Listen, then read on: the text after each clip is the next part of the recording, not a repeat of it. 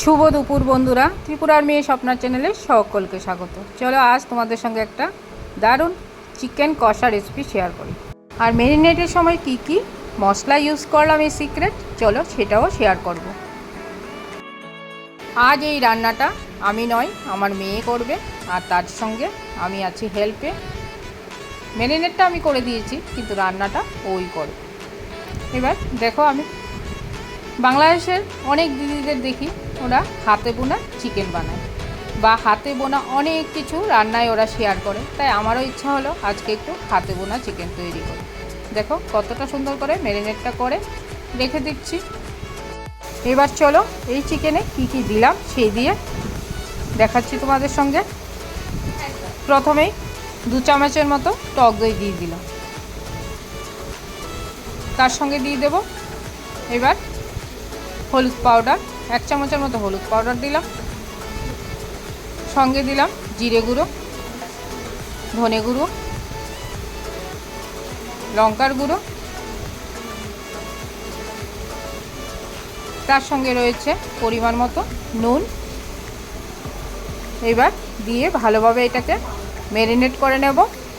সঙ্গে রয়েছে আদা রসুন পেঁয়াজ পেস্ট, এই দিয়ে হাতে দিয়ে ভালোভাবে মাখিয়ে নিতে হবে, যার টেস্ট এখানেই দ্বিগুণ।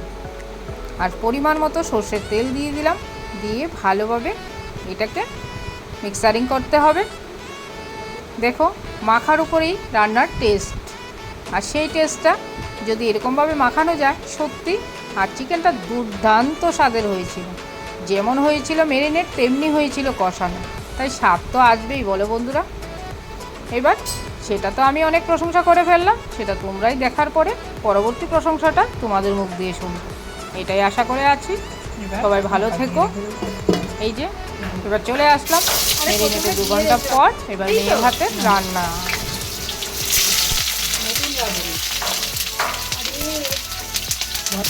চিকেন কষা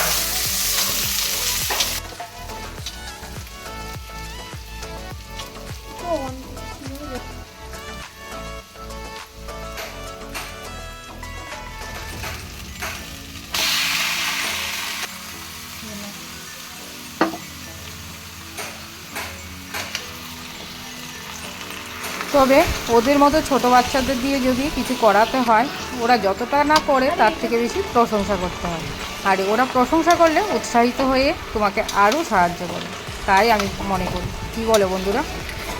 তার মধ্যে দিয়ে পড়াশোনার সাথে সাথে একটু রান্নাবান্নাটাও শেখা আমাদের প্রত্যেকটা মানুষের জরুরি, সেটাই ওকে শিক্ষা দেওয়ার জন্য এটা করানো। অ্যাকচুয়ালি প্রত্যেকটা মানুষেরই সেলফ ডিপেন্ড হওয়া খুব জরুরি, কারণ কোনো দিন হয়তো তোমার বাড়িতে তোমার যতই রান্নার লোক থাকুক বা যতই তোমার কাজের লোক থাকুক, তখন যদি তারা না আসে তুমি যেন তোমার কাজটা করতে পারো, সেইটাও শেখার জন্য খুব জরুরি। চিকেন কষা হয়ে এসছে মোটামুটি, দেখো কষানোটা তেলটাও ছেড়ে এসছে। এবার তার মধ্যে একটু গরম জল দিয়ে দিতে হবে।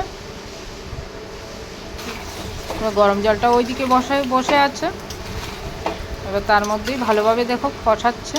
যত কষানো হবে চিকেন ততই স্বাদ তার। দেখো কতটা সুন্দর লাগছে। এই যে গরম জল দিয়ে দেওয়া হলো, এবার কষানোতেই অর্ধেক সেদ্ধ হয়ে গেছে। এবার 10 মিনিটের মতো এটা ফোটালেই তৈরি হয়ে যাবে চিকেন কষা, দুর্দান্ত স্বাদের। চলো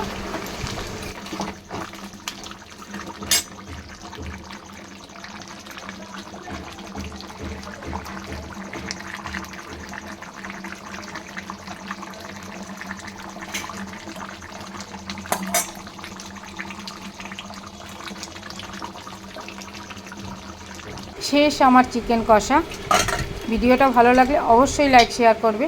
আর এই রান্নায় ছিল আজ আমার মেয়ের কথা না বললেই নয়, কারণ বাচ্চারা একটু রান্না করতে গেলে প্রশংসা করলে তারা একটু খুশি হয়, তাই একটু প্রশংসা করলে পরবর্তী রান্না করাটারও এনার্জি পাবে, উৎসাহ পাবে। তাই আর ভালো থেকো, সুস্থ থেকো।